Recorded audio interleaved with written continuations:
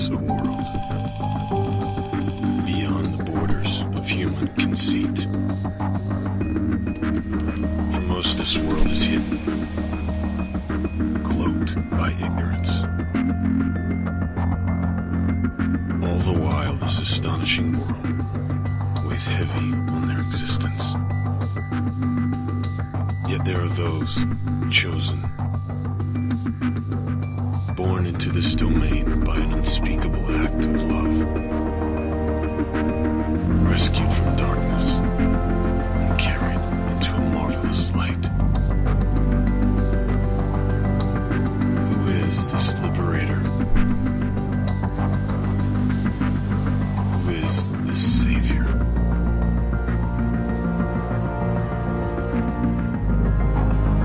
You know his identity. But that is only the beginning.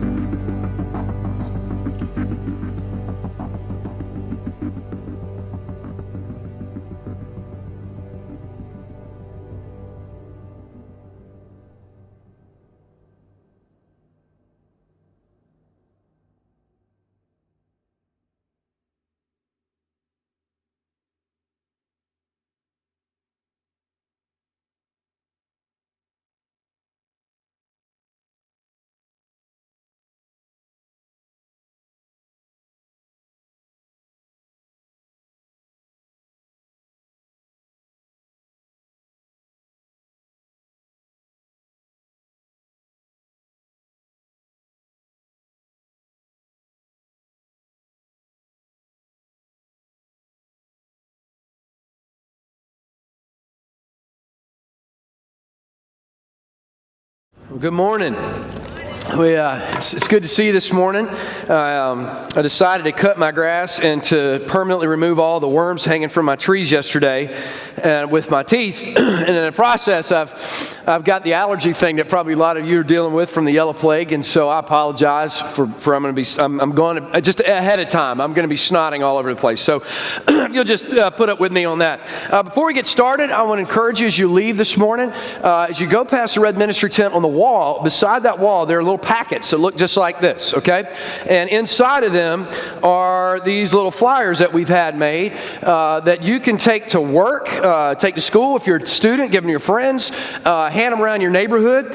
These packets are already pre-made for certain neighborhoods in southeast Dallas, Summey Knoll, kind of places that we knew we already have a group of people that attend here, or there's a large percentage of population. Hey, Amy, look what I just did. Here, I'll just pick them up and hand it to you. So Amy's going to come and take all these back from me now that I've made a total disaster of them. But when you leave this morning, okay, all right, we'll just donate that to the floor, and okay, well, here you go, Amy. I got an awesome administrative assistant. She has to put up with this kind of nonsense all the time. All right, thanks, Amy. Here you go. Merry Christmas. All right. Here, you want your rubber band back? There's a rubber band. Okay, so we printed 10,000 of these little bad boys, and I don't want to have to deliver them all myself. And so we would love for some of you to take a family walk this week and grab some of these and hand them out in your neighborhood. If you don't mind, as you leave, if your neighborhood is not already kind of packed together in one of these pre-packages, just say, hey, I live on so-and-so road. They'll write that down, and we'll figure out what neighborhood you were talking about, all right? Grab some of those head, or if you're going to take them to your job, if you work at Freightliner, just say, I'm taking a Freightliner, taking them here. The purpose is just so we don't have all 10,000 of them in the same spot, all right? So if as you leave, grab some of those and burn some calories this week. Weather's supposed to be good. Also, just as a reminder, as you leave, there's an opportunity if you're not registered to vote. This is one of those last chances you'll have before the primary in May. So you want to go ahead and do that. Now, with all that said, this morning, we're continuing on our study of the astonishing teachings of Jesus Christ, the God-man, the one who was both 100% man and 100% God. And we're getting closer to that time where, we've kind of took off these large chunks of his teachings and kind of assimilated them into 3 or 4 weeks. And now we're going to enter a phase where we're going to kind of be on a totally different subject every week for a while. And so this week, I thought it was appropriate that we go ahead and look at the the astonishing teachings of Jesus on death and taxes. April 15th or whatever it is coming. And I figure I'd go ahead and give this to you before April 15th because now's going to be when you're really starting to deal with the subject. But it's one of those things. If we have a lot of young folks in our church. I'm one of those. I'm 38. But the really young, like the teenager and the early 20-year-old, to them, they don't really understand this yet. It's about in your mid-30s when all of a sudden the reality of that first thing, that phrase, there's only two things that are guaranteed in life, death and taxes. All right, until you're like in your mid-30s, you don't even hear that. All right, it's said, but you hear wing all right, it don't even make sense what was just said. But about your mid-30s, you get out of bed one morning and you gaze out into your life and you suddenly see something there that you've never seen before. It's this big, gigantic mountain, all right? And you go to bed and you think, what was that mountain? And that's a weird thing. I've never noticed that in my life. It's just like I woke up and there was this mountain out in front of me. And you get up the next morning and you know it's closer, and the next morning it's a little closer, and the next morning it's a little closer. And suddenly you realize that you're on this conveyor belt and it's going really fast and it's going straight at that mountain. And that mountain is a really, really big mountain. It's a big, nasty, scary looking thing. And finally you find out what it's called. It's called death. And you are on a one-way course to that thing, and you can't get off. And you start they call it midlife crisis. You start trying to run backwards on the conveyor belt, all right? And you see 40-year-old men who are suddenly going out with 18-year-old girls or 40-year-old women. I'll never forget, as a friend of mine in high school, her mom left her family and left with the 17-year-old boy from the high school cheerleading squad that her daughter was on. Really weird, all right? She was 45, he was 17, very odd. Hey, whatever. So, people start trying to run backwards on the conveyor belt. But here's the deal, man. You might change your mental environment and your emotional environment, but that conveyor belt's still trucking.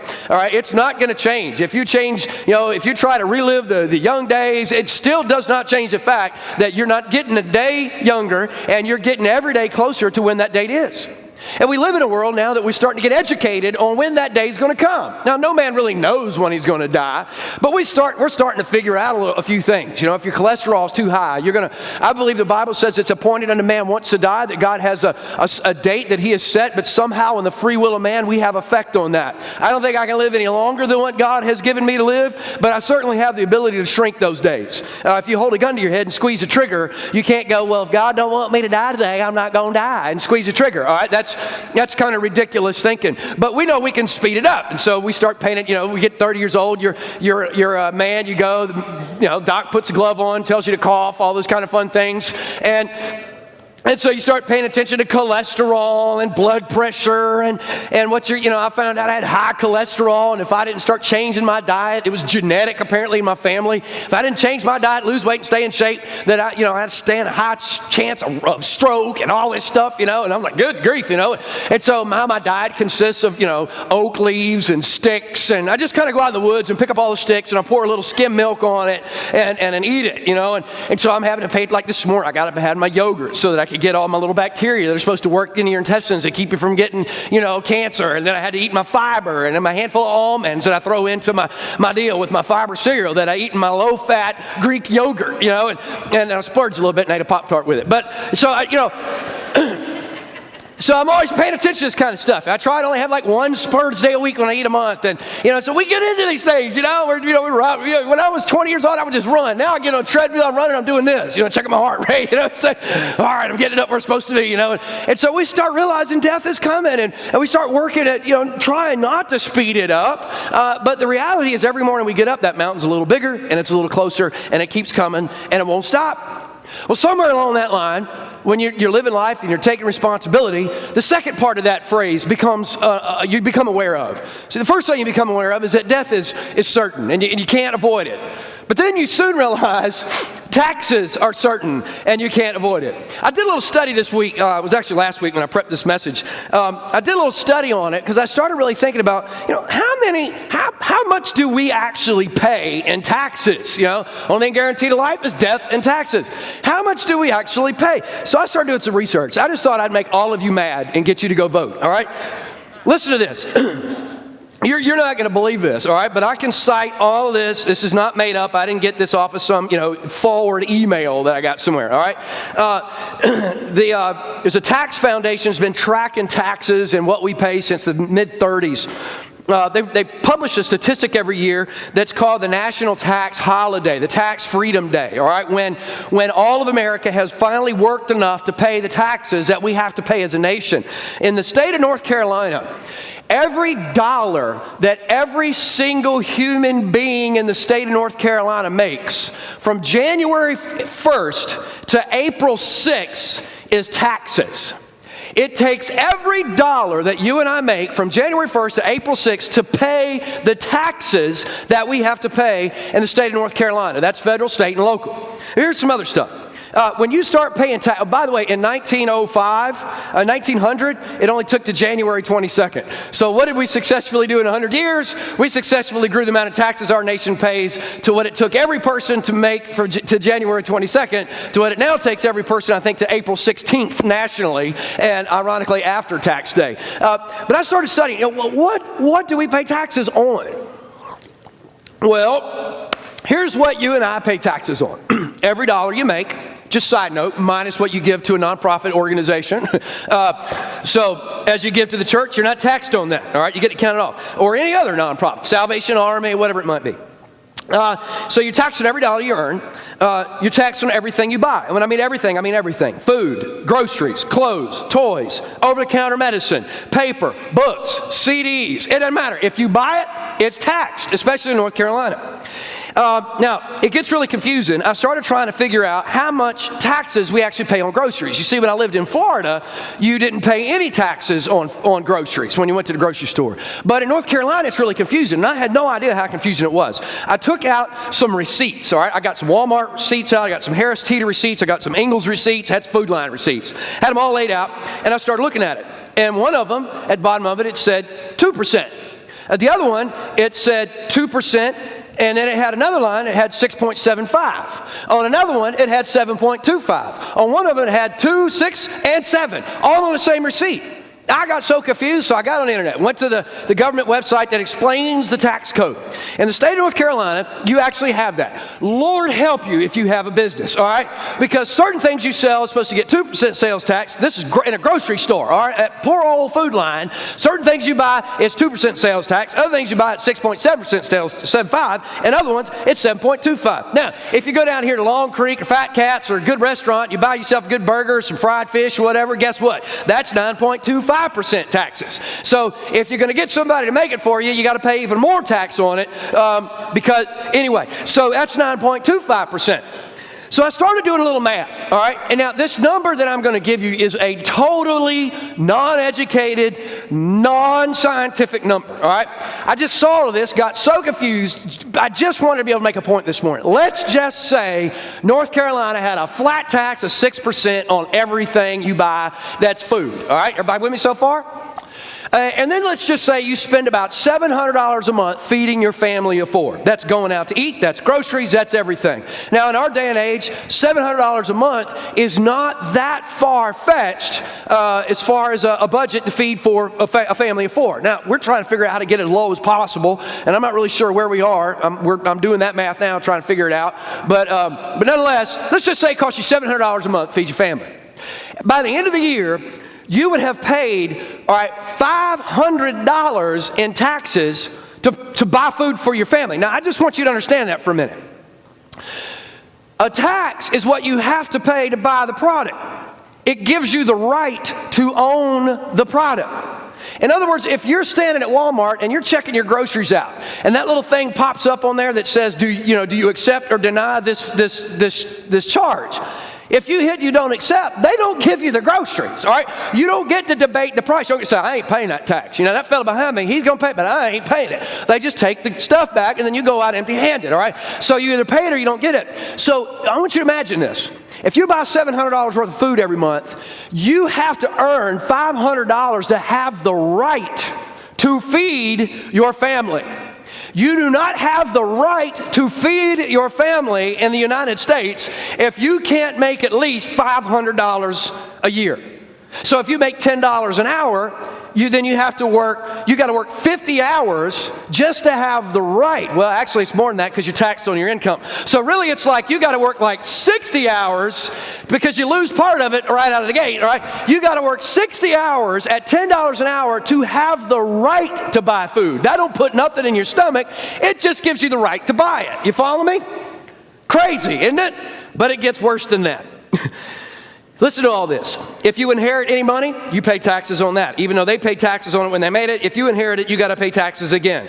If you own a house, if you own any land, guess what? You don't own it at all. We own it. The government owns it. Because if you don't pay taxes on it, then guess what? I was listening to a commercial the way here. He said, it was a real estate commercial saying, people are in danger of not owning their homes. You never own your home. If you don't pay a tax on it, then the government takes it back. You have to pay taxes annually. You pay taxes annually on your car. If you don't pay that, you don't have a right to have a car. If you have a boat, you have to pay annual taxes on that. If you don't pay that, they come take your boat. If you own a motorcycle, this is touchy in our church. If you own a motorcycle, you got to pay taxes on it every year. If you don't pay taxes on it, they come get it. Some Harley guys going over my dead body. Well, they will kill you if that's what it takes. But they're going to come take that bike if you don't pay taxes on it.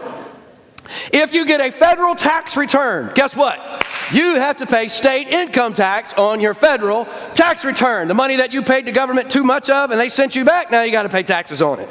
If you get electricity in your home, all of us have that, you pay taxes on that. If you make a phone call, you pay taxes on that call. So cell, yep, all them little fees down there on your cell, taxes. So you pay, sometimes the government doesn't call it a tax, they call it a fee. All right, so that's what we're dealing with the healthcare thing. Oh, it's not a tax, it's a fee. Is there a difference? Cable television, satellite television, guess what? You pay taxes on that. This was a new one on me. I just learned this one 2 weeks ago.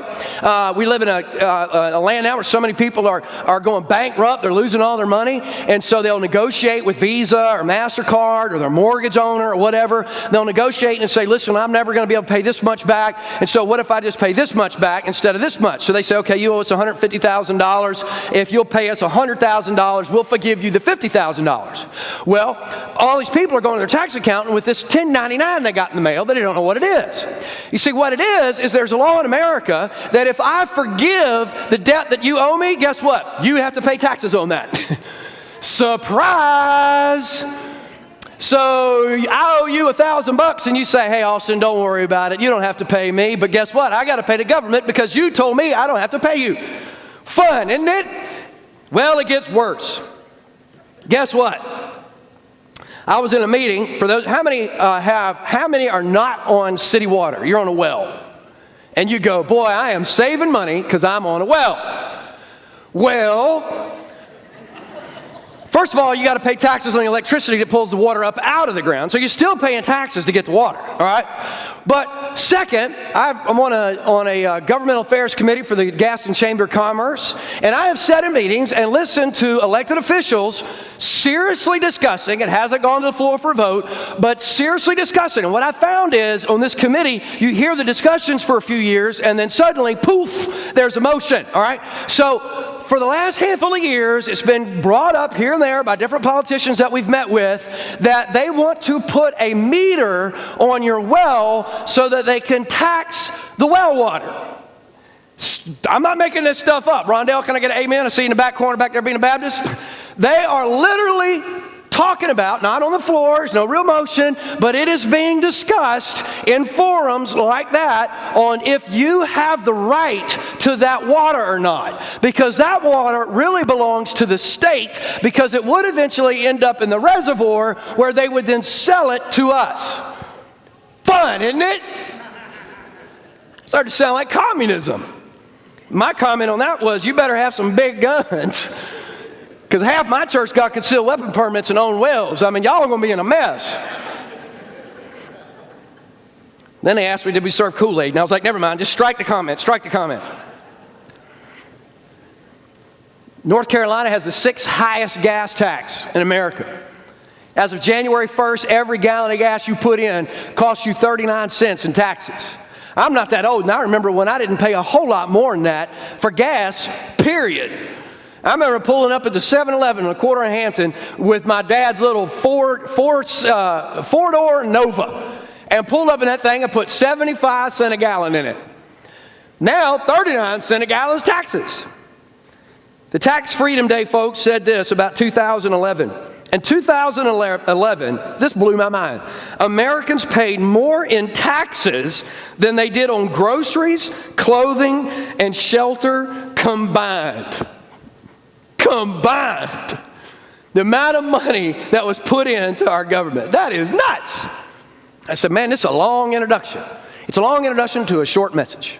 You see, there was a time in Jesus' life where this was going on as well. I wanted to get you really frustrated this morning so you could understand how frustrated the Israelites were. Rome was dominating their culture. They had removed all their institutions. They were in control of everything, and they were taxing the daylights out of them. They had taxed them into utter poverty. Everybody was poor. There was only a select few. See, everybody thinks if you raise taxes that creates wealth. There's this funny thing called history that shows when you raise taxes, it reduces wealth. Just history is a real pain in the rear end for some people's ideas. So there they were, taxed. There was only, the higher you raise the taxes, the fewer wealthy people there are, not the more wealthy people there are. And so Rome had these huge taxes, and there was just a small fraction of elite people that had money. Everybody else was in poverty. So this was a really stressful time. It was also a time when the Pharisees and the religious leaders had about had their fill of Jesus. And so I want to enter you into a day in the life of Jesus Christ on death and taxes. Matthew, Mark, and Luke record the same events. It was a day when all the different leadership groups in Israel decided they had had enough of this Jesus, and they were going to try to turn the crowd against him. They're going to try to get everybody to hate Jesus. And so the first group of people that went after it were the Pharisees. You've heard a lot about them if you've been around. These were the traditionalist religious leaders. So here they come. Matthew chapter 22, verse 15. Then the Pharisees went and plotted how to entangle him in his words, Jesus. And they sent their disciples to him along with the Herodians, more on that in a minute, saying, Teacher, we know that you are true and teach the way of God truthfully, and you do not care about anyone's opinion. For you are not swayed by appearances. Tell us then what you think. Is it lawful to pay taxes to Caesar or not? Now, I want to kind of explain the historical context of this real quick with somebody else's words.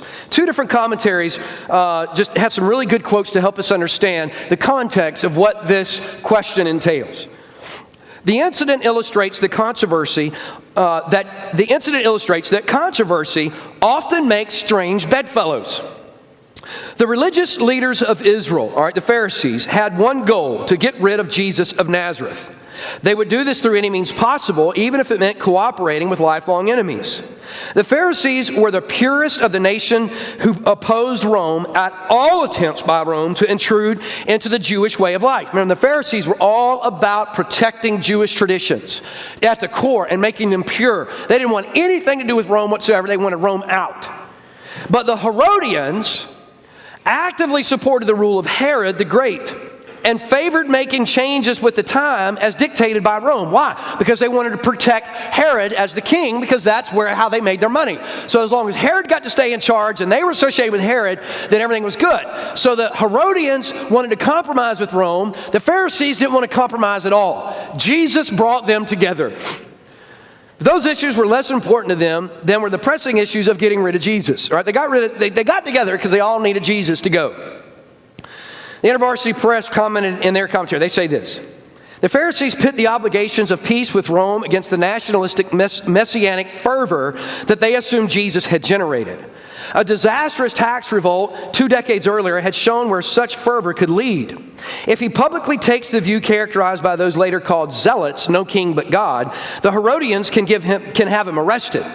If he rejects that view, which he does, he may compromise his following. So they're putting, who should you pay taxes to? If he says, you don't pay any taxes to Caesar, then the Herodians would have him arrested for inciting a riot. If he said you should pay taxes to Caesar, then the Pharisees are playing the odds that all of his followers are going to get mad because they remember Rome coming in not too long before that and killing everybody because they had revolted against the tax system. So they're manipulating it and trying to put Jesus into a lose-lose situation. You ever been in one of those? That's what they're attempting to do.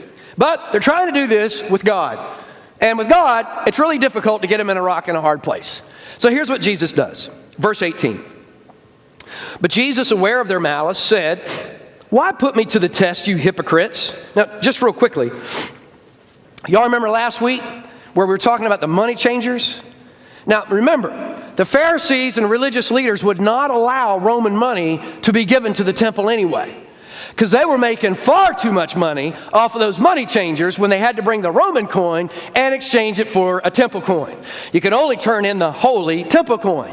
So you weren't allowed to give that Roman coin to the church anyway. You follow me? So Jesus says, "Why put me to the test, you hypocrites? Show me the coin for the tax." And they brought him a denarius, a Roman coin. And Jesus said to them, "Whose likeness and inscription is this?" And they said, "Well, Caesar's." And then he said to them, "Therefore render to Caesar the things that are Caesar's, to God the things that are God." And when they heard it, they marveled. And they left and went away. They went, "Dang, let's try again." So off they go. Now here's the big point I want to make right at this point in this day in the life of Jesus. This is the big point I want to make, and we're going to move to the next group that thinks that they're going to stump him. Christ did absolutely nothing to change our responsibility. This is for your notes, okay? Christ did nothing to change our responsibility as citizens to pay taxes. Nothing. He did nothing to change our responsibility as citizens to obey the laws of the land. And by inference, and in saying obey the laws of the land, by inference that he did nothing to change that we can be involved in our governmental process. There's some Christians who think if you really love Jesus, you won't be involved in the governmental process at all. And that couldn't be further from the truth. However, he also made it clear that we possess things that are uniquely of God and belong to him. Our identity, our person. Listen, the founding fathers of our country understood that. They didn't say that the state gives us rights. They said that God gives us those rights. That we have unalienable rights, things that you cannot alienate from humanity. They belong to us. They understood that these are God-given rights. My rights to my identity do not belong to the state. That's communism. Communism says the state, you belong to the state. Everything is the state's. We realize that the Bible teaches that that's not true at all. In a kingdom, everything belongs to the king. Everything is owned by the king. It's for the king. And so our government is founded not for the king, but for the people, right? Of the people, by the people, and for the people. You see, we have a biblically based ethic in our Constitution and our Declaration of Independence. So that was created with a great intent, that you and I would have the right to choose what our government would be. And can I just say this? If you don't vote, I'm saying this with all politeness, okay? But it's the best word I could say. If you don't vote, you are an idiot. Seriously.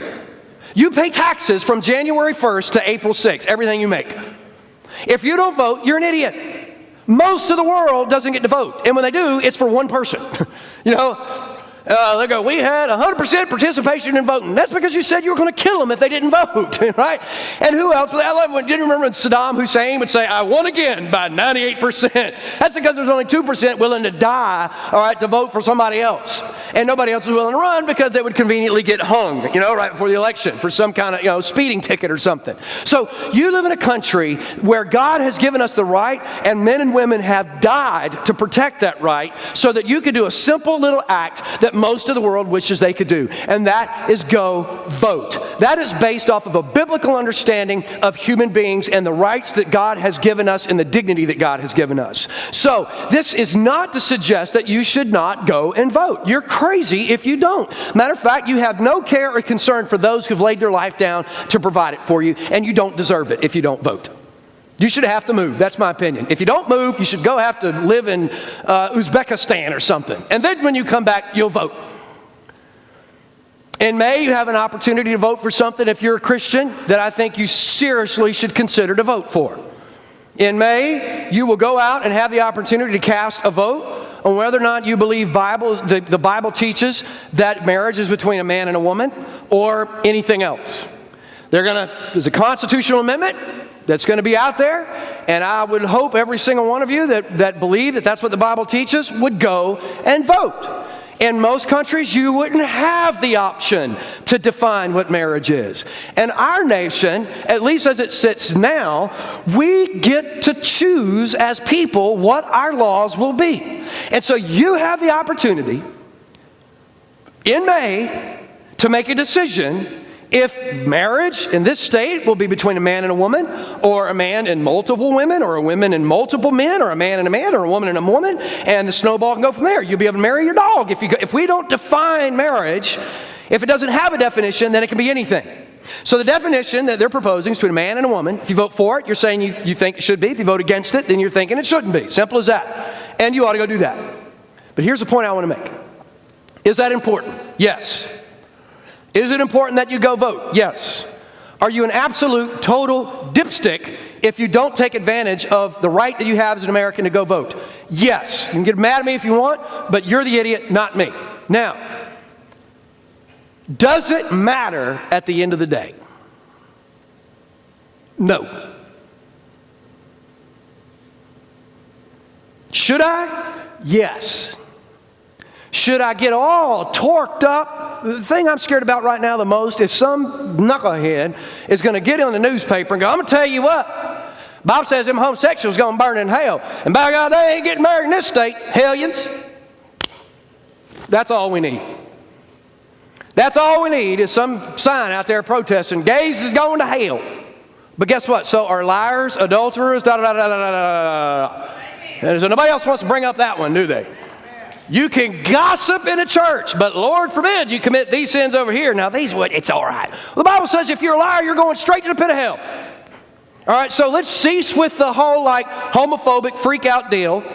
I'm voting for marriage, not because I hate gays or whatever it is. I'm going to vote for it because I believe God ordained marriage and He established between a man and a woman, really hard to miss, and I believe He did it for a purpose, and I think we ought to define it that way. Now, there are others who don't believe that, and guess what? We live in a country where they have the right to vote too. And if more people who agree that it shouldn't show up than agree that should, guess what the law of the land is going to be? And then you and I got to live with that law. So that's my point. When we start understanding what Jesus was saying here, He was going, I'm not concerned how much tax you pay. I really don't care. I really don't care. That's not my concern. Give to Caesar what belongs to Caesar. For you and I to get all worked up and torqued up and bent out of shape over the political situation in America says we don't have the perspective of the world that God has. Should I vote? Yes. Should I be involved? Yes. Should I be all bent out of shape, torqued up, emotionally all crazy? No. Because in the end, it really doesn't matter. Now, we're going to keep going. I got to hurry up. Along comes crowd number 2. This group thought that, the Pharisees, they weren't smart enough to stump Jesus, but we will. So the Pharisees kind of wander off, and along comes another group. The Pharisees had tried to get Jesus stumped on the tax issue. The Sadducees are going to try to get Jesus stumped on the death issue. They're the next up in the order of service that day. So in they come. Matthew chapter 22, verse 23 says, that same day Sadducees came to him, who say there is no resurrection. And they asked him a question. Now, when they say there's no resurrection, there's a debate over what that actually means. I do a lot of work on the internet on that. You can go read that. And I encourage you to do that. There's some that believe the Sadducees believed in no life whatsoever, no existence after death. There are some, C.S. Lewis being one of those, who believe that the Sadducees taught that there was a life after death. This is how I actually feel, that there was existence after death, but the Sadducees felt like any existence after death could never be what the existence is prior to death. In other words, that death ushers you to something worse than life. And that there's no hope of it being better, all right? That's pretty sad. So you have the old preachers that would say, you see, the Sadducees were sad, you see. And anyway, and they asked him a question saying, Teacher, verse 24, Teacher, Moses said, now as only a good religious person can do, they get complicated. Moses said, if a man dies having no children, his brother must marry the widow and raise up children for his older brother. So if if I died, then my brother would have to, if we didn't have any kids, then my brother would have to marry Carrie. Poor Carrie. And then have to raise up kids with that would be mine still. All right? All right, they'd still be my kids to carry on my heritage. So, and poor little younger brother, tough luck, you were born after me. Sorry. So that was the law of the land. So having no children, his brother must marry the widow and raise up children for his brother. Now there were 7 brothers. This is where they try to complicate it. Now there were 7 brothers among us. The first married and died, and having no children, left his wife to his brother.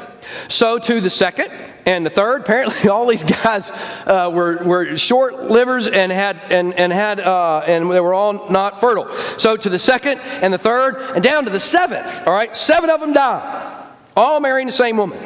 After the law, the woman died. Probably so, after having 7 husbands in one family. In the resurrection, therefore, of the 7 brothers, whose wife is she going to be in the resurrection? For they all had her. But Jesus answered them. Now, remember, the Sadducees were another one of these elite, scholastic people who spent their entire life studying the Bible. That's all they did. Here's how Jesus answers them.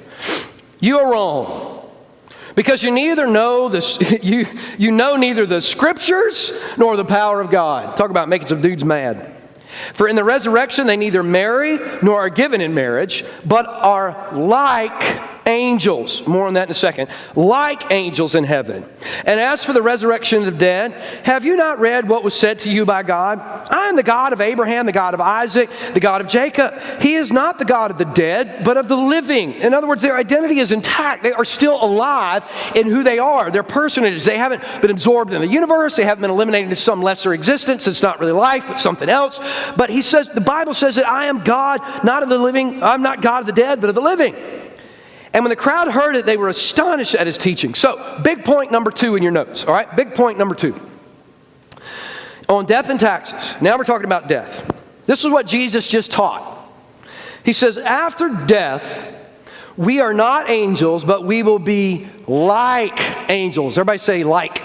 Not going to have wings fluttering around, some little angel, all right? So it's going to be like angels. In other words, the characteristics that angels have, the eternal characteristics, you're going to have the same eternal characteristics. But you are a human being. You're created as a human. And you're going to exist forever in the life that God created in the garden that He intended to exist forever. So there will no longer be any need, but in this, there will no longer be any need for marriage. Because there will be no need for procreation, all right? We don't need to multiply anymore, all right? We will live perfectly as one with all the saints, and most importantly, we will live in perfect union with God. In Christ, life after death is life to its fullest in every way. Let me just make a quick Bible point here, and then we're going to sum all this up, and I got a challenge for you. Some people feel like when they die, that marriage goes on in heaven, and that's what the Bible teaches. Mormonism teaches that. Jesus clearly said that's not the case. Now, for some of you, that's the best news you've ever heard. You're thinking, yes, there's an end date to this. Now, for others of you, you're going, man, all the Hollywood, and we're going to go into heaven together, and blah, blah, blah, blah, and this is going to be great for eternity. And I'm not saying that's not cool and all, but the problem is that's a cool view of heaven, all right? But heaven is so much bigger than that. You see, in heaven, you and I have the opportunity to have perfect union with God. And because we have perfect union with God, we have perfect union with all the saints in heaven. So there is no need for an exclusive relationship called marriage. God set up marriage because we cannot live in perfect union with one another in this side of heaven. And second, He wanted us to be fruitful and multiply. And that's kind of a good idea to just keep within 2 people. And so this is God's system for earth. We need that relationship. We need that here in this world. We need that procreation thing as well. But more importantly, we need that relationship. But in heaven, it's not needed. We're like the angels. We have perfect fellowship with God. Our identity as who we are is completed. All right. In this world, my identity is half my wife and half me. The two have become one. And we need one another to function well. When you tear that apart, that's a terrible thing. You're tearing apart part of your identity and who you are. So I need Carrie. Carrie is half of me and I am half of her. But when I get to heaven, I am fulfilled by Jesus Christ. We are the bride of Christ. So the biblical teaching on heaven has no need of marriage. So Jesus looks at these Sadducees and goes, you know what? It's sad. It's sad, you see? Because your view of heaven is pathetic. If you really understood what heaven is, where Abraham and Isaac are alive and well with God, then you'll understand your identity is at full blossom, and everything in eternity is so eternally better than this world that there is no need for anything in this world. Let me say that again. There is no need for anything in this world in heaven. Now, with that, let's pull this together. How does religion handle death and taxes? What is happening here is a war between Jesus, who is teaching spirituality, centered in the way, the truth, and the life, only one true spirituality, and religion. There's a absolute collision. So religion handles death and taxes this way. It's quite depressing. Religious people see it this way. My success in this life defines me in death. How much, if I not do enough bad and do a lot of good, that defines me in death. If I do a lot of great things for God, that defines me in death. Why is it this way? Well, because life is measured by the level of achievements I can attain. Death and taxes are a constant threat to what I can accumulate to carry with me into eternity. So, religious way of handling death and taxes is fear. You see, religion, even for a righteous religious person, a holy religious person, somebody who's pious, death is a threat to them. Because of a religious person, it's all about how much success I can generate. Even the success they consider to be for God. For a good religious person, that's what they're doing it for. I'm doing it for God. And so death is a threat because God needs me. God needs me to be successful. And the real root of it is, a religious person wants to be able to come to God and God be so happy about all those great things that they did. Religious people really believe when they get to heaven at the judgment seat of Christ that there's actually going to be people that Jesus points out and goes, now that guy, now Dave down there, he really had it going on. Now if you guys could have just been like him, everything would have been okay. Religious people really think that. And so they are laboring and laboring and laboring, and nothing's ever enough, and they're stressed out all the time. Religious pastors have to have the biggest church in the world because God needs them to. And when I go into eternity, I want to be able to remember that. Religious people, taxes is a threat. It is constantly in the way. If it weren't for these stinking taxes, I'd have more money.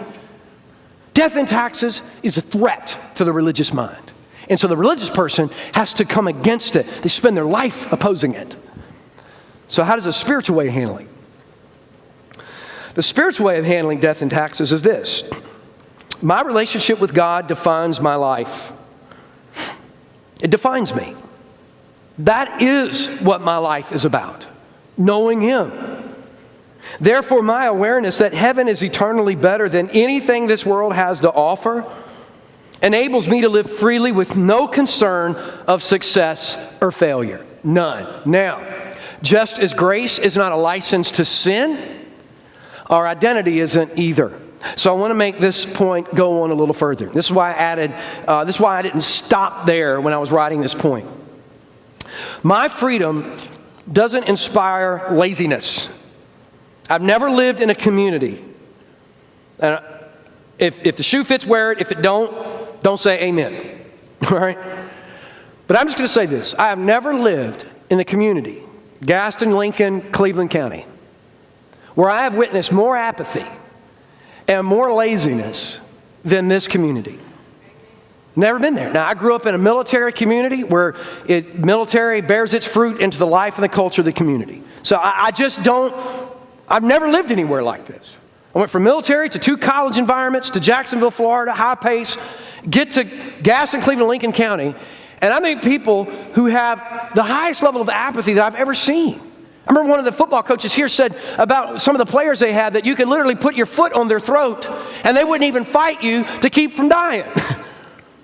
Well, I guess I'm supposed to die now. Now, it's obviously not that bad, but he was commenting on the level of apathy that is just in our community. We won't do nothing to change anything. Zip. So, The gospel is not an inspiration to laziness. My identity and understanding of eternity is not an inspiration to laziness, but rather it frees me to run this race wide open with no fear of failure because I have all eternity to experience unimaginable, permanent joy. It's why when God said to Isaiah, I want you to go and preach to those people, and for 40 years that you're going to preach there and no one is going to listen. It's going to be a total, absolute failure. But it's why Isaiah got up and he went and he did it with passion and with vigor, and he exhausted himself for 40 years preaching to people that were never going to follow him. Why? Because his joy was not defined in the success or failure of his preaching. That's not where his joy is. So when you and I have an identity that's centered in Christ, then suddenly I don't have to be scared if I get fired. I don't have to be scared if I lose my job, if I lose my house. I don't have to be scared. Listen, some of you, the biggest fear in your life is that you are going to die still pushing the same button at Freightliner. That you're never going to move forward. You're still going to be there at Stabilis fixing the same tool every day. You're going to be on this revolving deal that you're a part of. You see that job as your identity, and you're thinking, oh my gosh, one day I'm going to die, and this is what I will have spent my life doing. If that's what you spent your life doing, that's your fault. When you have a spiritual view of life, no matter if it's I went and visited Tim Schultz. Hung out with Tim. He's one of our lay pastors. Went up there to meet with him about some stuff, and he'd been after me about touring me through their factory. They make, for years, they were the only maker of pool noodles. Every pool noodle you had came out of that factory up here in Hickory. And now there's competitors, and they make other stuff. But so I'm standing there, and I'm just imagining this one dude's job, man. He stands at the end of that line, and he has spent the last 10 years of his life, every day of his life, taking a pool noodle and putting it in a box. Every day. Grab the pool noodle, put it in a box. He works 8 hours a day, pulling that pool noodle off. As it comes down that line, it gets cut, he picks up, puts it in the box. Gets cut, picks up, 8 hours a day, 5 days a week, sticks a pool noodle in a box. I'm standing there about to have a stroke.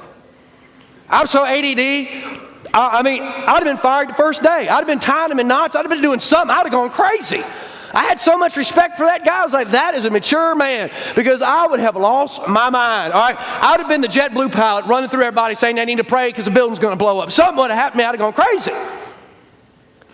But where is that guy supposed to find life? Because death is coming at him, taxes are coming at him, and every time he pulls that thing off, he's sticking in that box going, what? If he's not, then there's something crazy about him. He's done smelled too much of the air. Every time he's pulled that off, he's got to be thinking, why am I doing this? Why? I mean, can't they just have a robot do this all day? He would switch every now and then and do this way. That was his only option. Some of you have that job. And if your view on life is a religious view on life, that mountain in front of you is the scariest thing you've ever seen. Death and taxes is a horrifying event for you. But if you have a spiritual view on life, if you see the world the way Jesus saw it, you render to Caesar what belongs to Caesar. You don't get all torqued up and bent out of shape about things, because your view of life is very different. Your identity is not that job. Your identity is not how much success you have. Your identity is something bigger.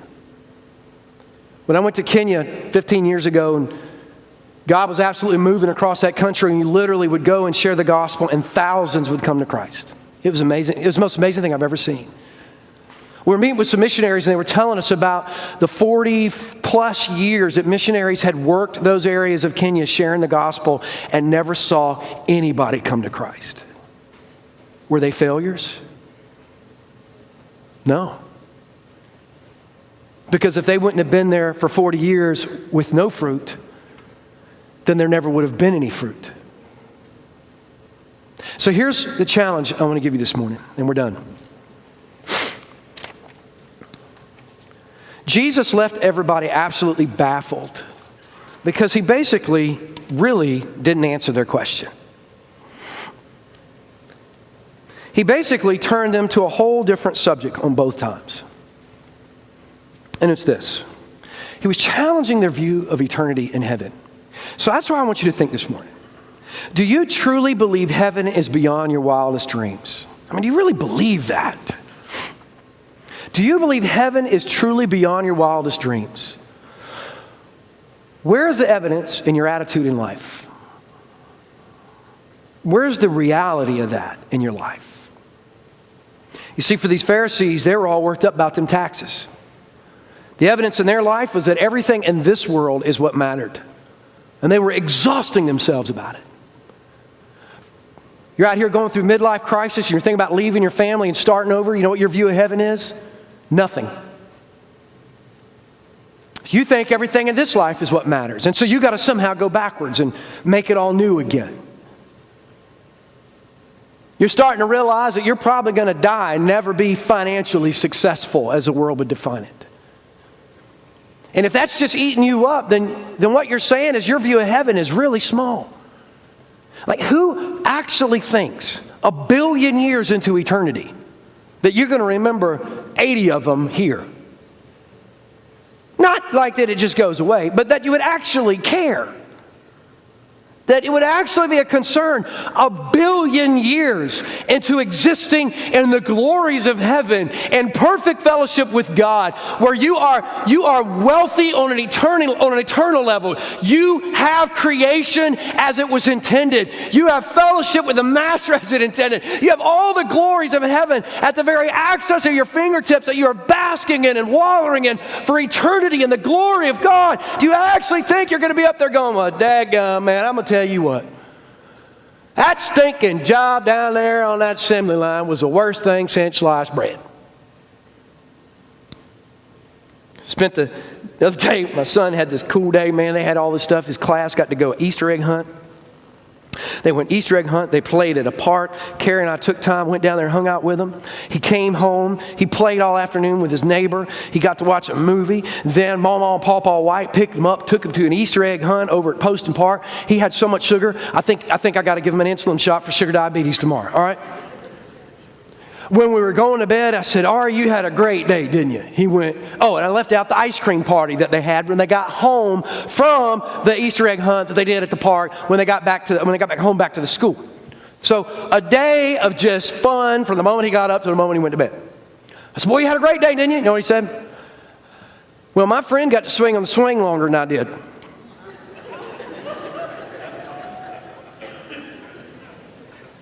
I was like, are you serious? Really? But isn't that how we live our life? I mean, the very thought that we're going to enter into eternity dreading that we didn't succeed at things in this world that don't matter. That's what Jesus was saying. The things that belong to the world will stay in the world. The things that don't will go with you. Do you really think that you're going to have midlife crisis at year billion in eternity? Do you really think that all this stuff is really going to matter? It doesn't. What matters is our relationship with God and what comes out of that. And when it does, I don't have to fear. I don't have to fear at all. No matter what happens, death and taxes have no power or threat on me when I have a big view of a heaven that's bigger than any view I could ever have.